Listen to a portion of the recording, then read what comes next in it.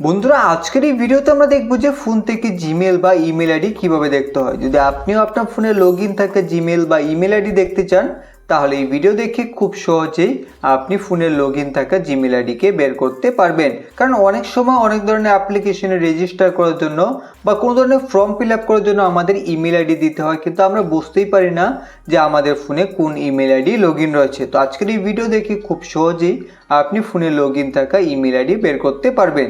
তো email ID বের করার জন্য কিন্তু আপনি অনেক ধরনের অ্যাপ্লিকেশন থেকে বের করতে পারবেন। তো সবার প্রথমে প্লে স্টোরকে ওপেন করবেন।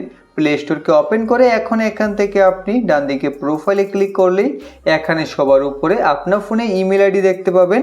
এখানে দেখবেন শেষে @gmail.com দেওয়া রয়েছে, এটাই হলো আপনার ইমেল আইডি। এখান থেকে ইমেল আইডি দেখতে পারেন। আমি সিকিউরিটি রিজনের জন্য এখান থেকে ব্লার করে রেখেছি, আপনারা প্লে স্টোর খুললেই এখানে পেয়ে যাবেন।